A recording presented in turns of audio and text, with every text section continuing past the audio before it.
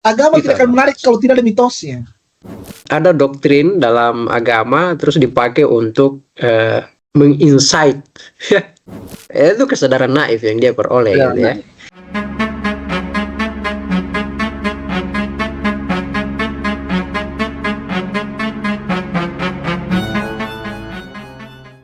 Mitos, ada mitos di dalam agama. Wih, hidup dengan mitos, Kak. Agama Gitu. tidak akan menarik kalau tidak ada mitosnya. Iya. Oh ya, Ih, banyak. mitos misalnya? salah satu sayap dari agama yang membuat pengikutnya bertahan. Apa misalnya mitos dalam agama? Misalnya, kita dirundung cobaan, bertubi-tubi. Tapi kalau kita tidak menyerah, menangis di sepertiga malam, jangan pergi kerja, tidak usah pergi kerja, tidak usah cari nafkah. Anda di masjid saja berdoa kepada Tuhan, maka Anda akan diberikan kekayaan. Kalau tidak di bumi akan dapat di surga. Itu mitos, begitu. Ya itu mitos, Kak, karena kan tidak jelas kenapa. Tapi ada manfaatnya kan, ada manfaatnya. Ada manfaatnya. Tapi masalahnya kan menyesatkan, misalnya jangan kerja gitu kan, jangan kerja. Oh, enggak ada begitu, enggak ada Ustadz bilang begitu. Ada Ustadz, ada Kak. Jadi dia mengeluarkan semua uangnya, lalu pergi 3 bulan sampai 4 bulan di. Oh. Nah, itu kan itu dulu. mitos yang dibangun oleh salah satu. Enggak, mereka juga sudah mengalami transformasi. Oh iya. Saya lihat, saya lihat sekarang mereka pakai Pajero, pakai. Iya, betul. Iya, pergi pakai Pajero kan. Nanti Pajeronya parkir di masjid gitu ya, nginap 3 hari di situ. 3 hari. Iya, kaya mereka sekarang, Mbak. Apa namanya itu? Tanpa MHMD, kewirausahaan mereka itu muncul. Ya, tanpa MHMD. Iya. Oh, itu yang disebut dengan mission drift. Nah, itu ada transformasi lah gitu ya, Kak, terkait itu.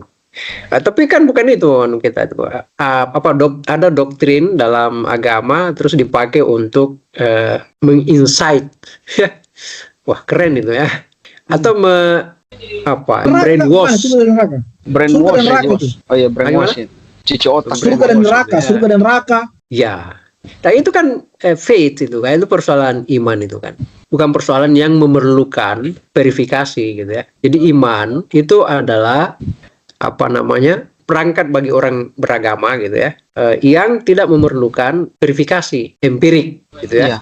Misalnya nggak usah jauh dulu tentang eskatologi gitu ya, nggak usah jauh dulu. Misalnya kisah-kisah di dalam kitab agama. Iya, terbelahnya Laut Merah. Yang Abrahamic religion ini ya, yang Abrahamic religion ini. Nah, misalnya itu terbelahnya Laut Merah itu gitu ya. Itu kisah-kisah yang tidak terkait dengan verifikasi empirik gitu ya. Itu persoalan iman. Tidak usah kamu periksa itu. Persoalannya kamu percaya atau enggak, itu aja. Tapi sekarang ada agenda untuk misalnya membuktikan itu secara saintifik. Misalnya menemukan perahu Nabi Nuh. Itu absurd. Atau misalnya melakukan kalkulasi matematika dalam Al-Qur'an kan? Iya, ada usaha-usaha untuk benar. Ada usaha-usaha, tapi itu usaha-usaha yang absurd. Kenapa disebut absurd, Kak? Ya karena itu kerja yang seperti kerja dilakukan oleh Sisyphus gitu ya. Mendorong batu besar ke atas puncak gunung, lalu sampai di atas, dia harus membiarkan lagi itu batu itu menggelinding ke bawah, dan dia harus ke bawah lagi untuk itu pekerjaan absurd jadinya kan. Tapi itu dipakai oleh oleh para misionaris Islam misalnya di Eropa. Misalnya dia memasang stand di keramaian itu dan melakukan debat agama. Salah satunya dengan itu melogikakan Quran dan menunjukkan bukti-bukti ilmiah kayak gitu. Ya, dan disitulah bahayanya sebenarnya agama yang dijual dengan cara-cara seperti itu bisa menarik pengikut, tapi percayalah pengikut yang terjaring gitu ya, yang terjaring dengan cara-cara seperti tadi itu akan menjadi pengikut yang naif. Yang dia peroleh itu adalah naval consciousness. Itu kesadaran naif yang dia peroleh gitu ya. Tapi kan dia sudah kritis dia sudah kritis mempertanyakan kebenaran Al-Qur'an itu. Kan dia sudah melakukan kritik. Cuman coba melakukan gugatan terhadap sistem keberagaman di Islam. Tapi kan ada memang perbedaan ketika agama itu dipercaya dengan diimani ya. Dipercaya itu kayaknya masih butuh alat verifikasi yang menguatkan itu. Tetapi kan kayaknya kalau iman itu kan tidak butuh lagi penjelasan. Entahkah itu ada penjelasan rasional. Tapi kan jalannya tuh, jalan awalnya kan percaya dulu kan, jalan awalnya dulu kan. Ya itu yang dimaksud calo. Itu yang dimaksud calo. Maksudnya jangan sampai orang-orang yang melakukan itu, misalnya matematika Al-Quran, melogikakan ini, itu sebagai jalan masuk dulu. Ya, memang begitu anunya. Ya, tapi bukan belum jalan tentu masuk. Tapi belum tentu itu sampai pada iman itu. Ya paling tidak masuk dulu kan, paling tidak masuk dulu. Ya makanya itu disebutkan aja sebagai kesadaran naif ya. Jadi ya sampai di situ aja. Itu bukan sampai situ. Itu kan baru awal kan. Orang baru pindah. Enggak, memang begitu, bukan baru awal. Hanya itu kemampuan yang dia miliki untuk menjalani Islam. Oh iya. Sesudah itu orang lalu masuk ke Islam gitu ya. Apa dia punya tahapan berikutnya untuk dia berikan ke orang yang sudah dia jerat? Kalau Zakir Naik tidak cuma sampai di situ. Bukan hanya Zakir Naik, semua yang melakukan itu. Ya. Jadi mencoba meyakinkan orang dengan mengumpulkan hal-hal yang dia sebut sebagai keilmiahan dari agamanya gitu kan. Dia kumpulin tuh. Tapi kan itu bisa diperiksa itu dari mana itu hal-hal yang dia sebutkan sebagai sesuatu yang ilmiah dalam agamanya kan bisa diperiksa itu kan. Ada riset yang belum sampai kepada status teori yang mapan gitu kan. Nah itu dia ambil, dia pakai, lalu dia jual. Dia ambil ayat gitu ya yang dia mau, lalu dia pakai itu tadi yang penjelasan orang untuk mengilmiahkan ini. Di situ bahayanya. Kalau di paper kita menyebutnya fabrikasi, jadi saling mencomot lalu saling mencocokkan, tiba-tiba jadi sebuah mesin, itu fabrikasi. Kalau di Indonesia kita bisa sebutnya diperiksa kan? Cocoklogi. Itu kalau di Indo. Dan bisa ketahuan kan bahwa nggak ada ini hanya upaya yang yang upaya plastis. Jadi ngambil ini gitu ya. Nah, ya akhirnya jadi sesuatu yang naif itu. Dan itu berbahaya. Kita juga akhirnya memperoleh informasi bahwa sebagian yang pernah terjerat dengan cara itu kemudian belakangan lalu pergi lagi gitu kan. Lalu dengan cara apa kita menghadirkan agama ini ke orang-orang yang belum terjerat itu? Kalau tidak dengan itu.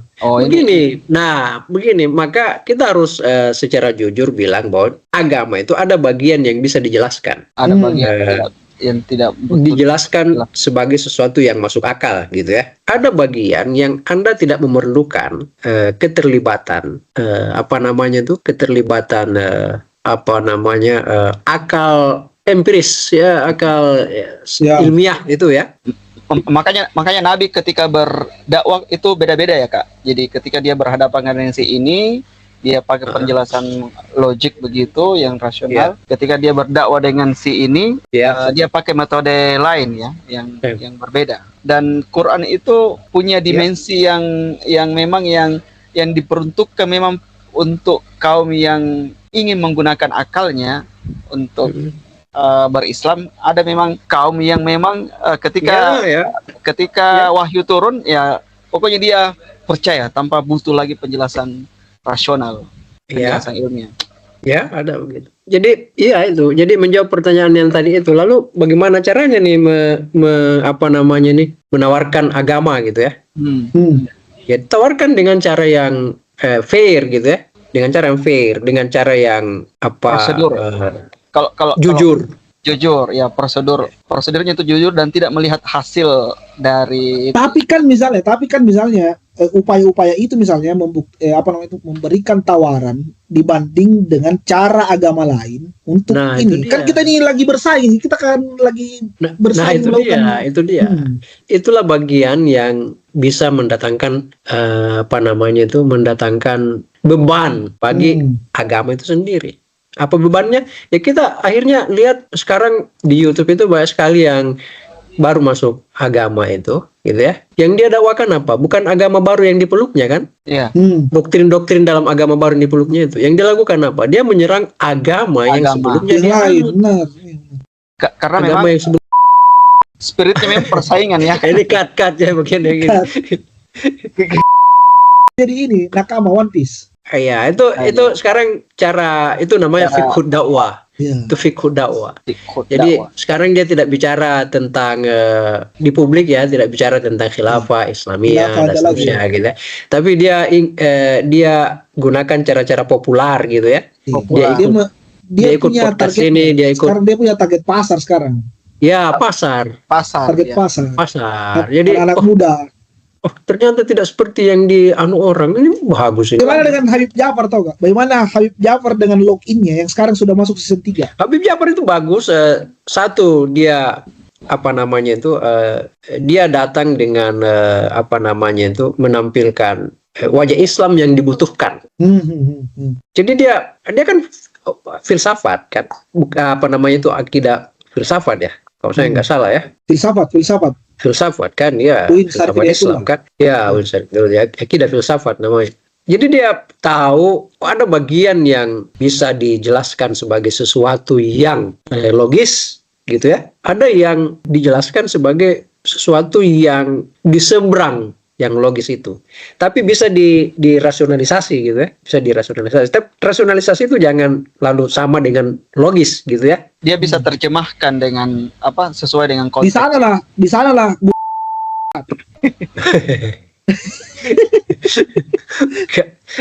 Jadi logis itu jangan disamakan dengan itu ya, rasionalisasi gitu ya. Rasionalisasi. Jadi logis itu kan ada kerangka gitu ya. Ada format gitu ya, ada struktur gitu ya yang digunakan. Lalu itu disebut logis. Disebut logik gitu ya. Kalau rasionalisasi gitu rasionalisasi itu ya 11-12 dengan islamisasi mungkin. Rasionalisasi itu usaha untuk melakukan menjelaskan itu. Itu rasionalisasi. Jadi upaya untuk menjelaskan sesuatu yang ini. Biasanya itu pakai kias, itu pakai analogi. Pakai analogi gitu ya. Apakah analogi masuk dalam logika? Masuk dia dalam logika, tapi epistem. Masuk dia dalam logika, tapi itu ada aturan-aturannya kan? Ada. Kias itu ada aturan-aturannya.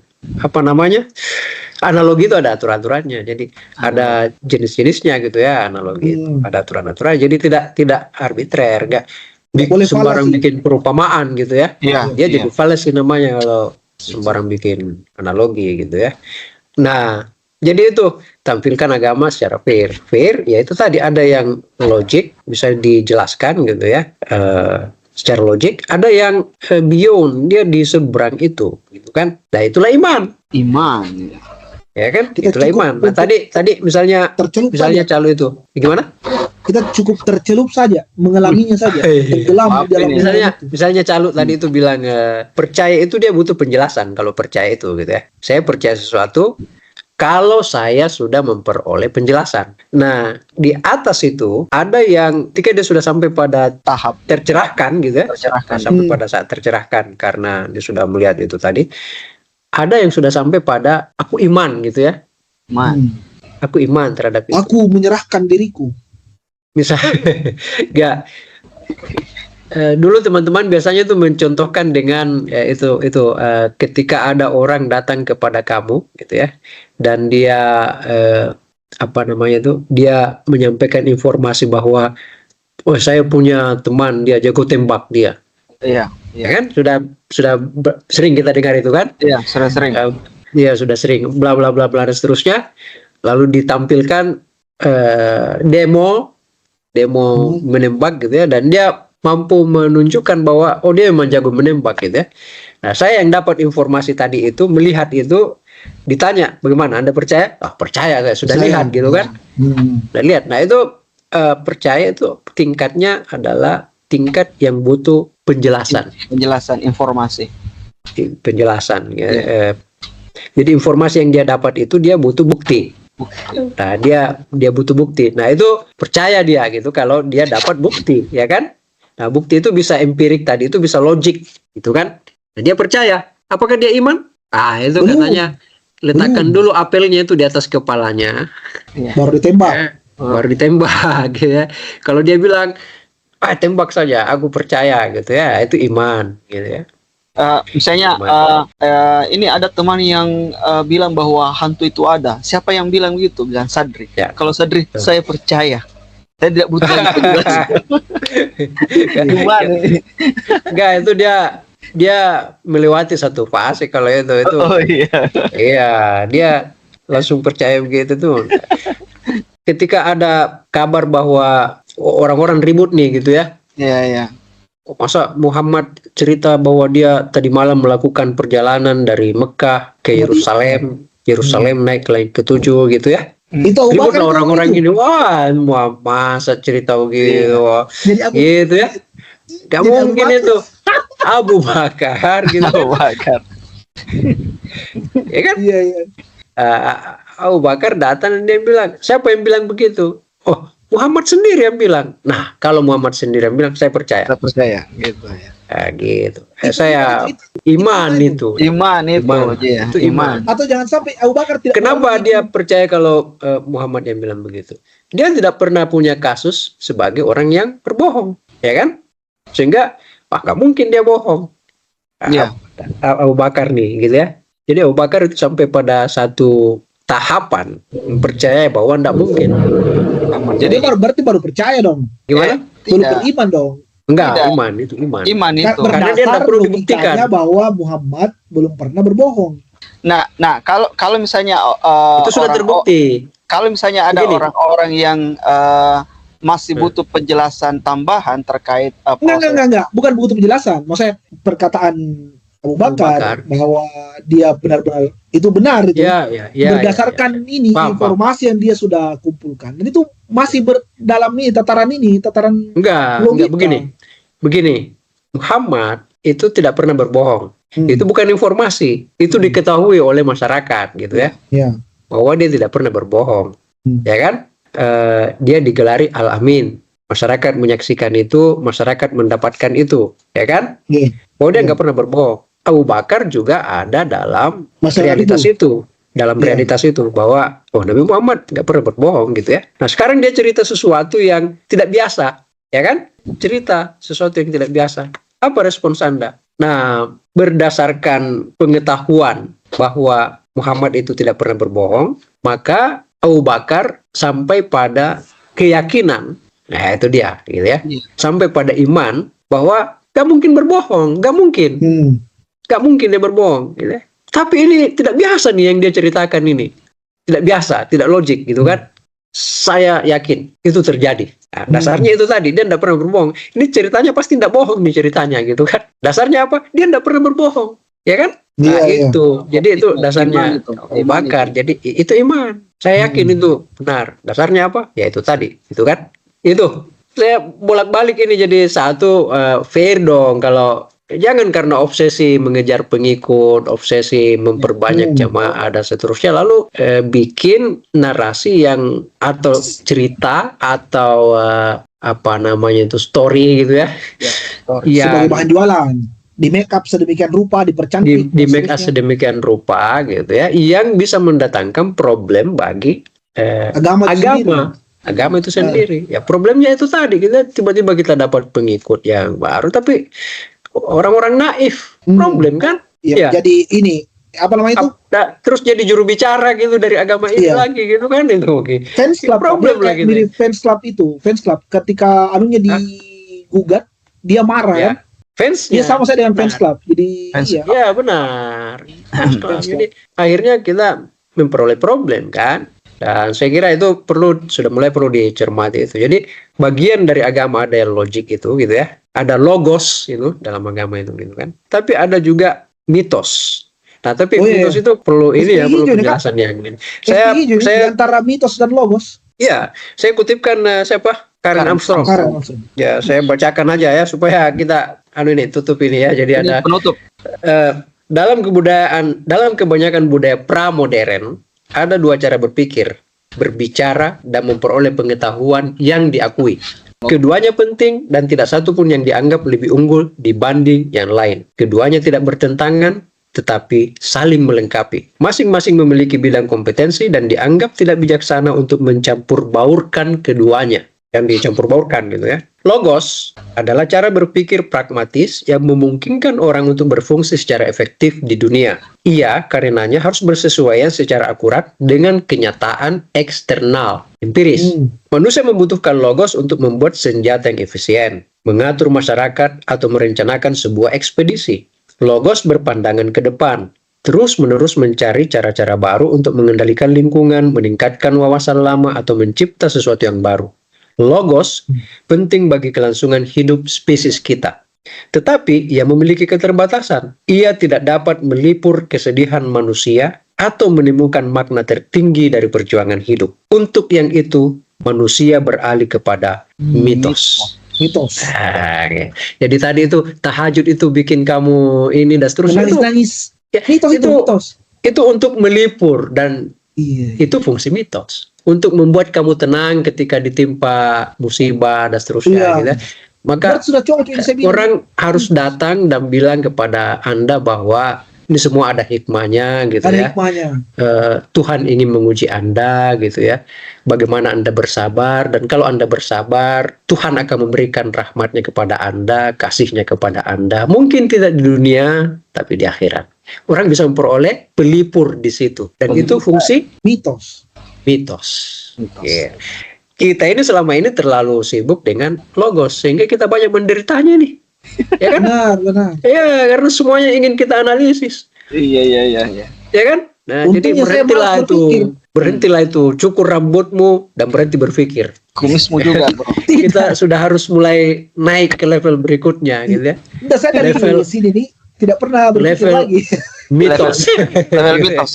Sama yang selalu saya bilang sama Calu, saya tidak bisa diundang sebagai pemateri cara jitu untuk bisa keluar negeri. Tidak bisa. Karena saya tidak punya seperangkat alat berpikir dan logos untuk membuktikan bahwa saya ini berhak untuk keluar negeri. Tidak. Jadi saya memang Ya. jalur mitos sampai ke Belanda. Jalur mitos. Jalur doa, jalur Doa ibu. keberuntungan itu. Ya, doa itu kalau dalam teks dalam Al-Qur'an ya, itu disebut ya memang begitu itu fungsi doa itu. Inna solataka sakanun alaihim. Inna sesungguhnya solataka itu doa, solat gitu ya. Sholat. Solataka doamu, sungguhnya doamu, sakanun alaihim. Sakanun itu sakinah, ketenangan, ya, kedamaian. Sukun itu sukun. Ya, Ya kan? sakan alaihim. Atau apa kalau Anda menikah itu litas kunu ilaiha kan begitu kan? Litas kunu ilaiha supaya kamu sakinah ilaiha ke dia itu. Kalau kamu ke dia itu kamu memperoleh kedamaian. Kalau kamu dekat-dekat dia, pegang tangan dia, itu kamu memperoleh sakinah gitu ya. Ini untuk Dila ini di sampingnya. Dilanya sudah selesai pembicaraan kita. Saya betul itu. Jadi mau saya Enggak, tapi Anda bisa cek itu bahwa Iya. kata sakinah itu digunakan dalam Al-Qur'an dihubungkan dengan doa, ya Doa. kan? Kata sakinah digunakan dalam Al-Qur'an itu dihubungkan dengan pasangan hidup, ya kan? Jadi Anda kalau punya pasangan hidup dan ketika dekat dengan dia Anda damai, nah itu berarti itu pasangan hidupmu itu berkah. Saya hitung Ya kan? sama gini, Pak. Apakah saya dapat? Yes. Tapi kalau Anda punya pasangan hidup dan ketika dekat dengan pasangan hidup Anda itu Anda merasa resah, Anda merasa tidak aman gitu, Anda merasa tidak nyaman, maka Anda perlu periksa. Jadi ada fungsi agama yang itu mitos gitu ya. Jadi itu untuk melipur, untuk damai. Itu yang harus kau sampaikan ke orang bahwa saya berjalan ke Belanda itu bukan karena logos. Tapi dengan mitos.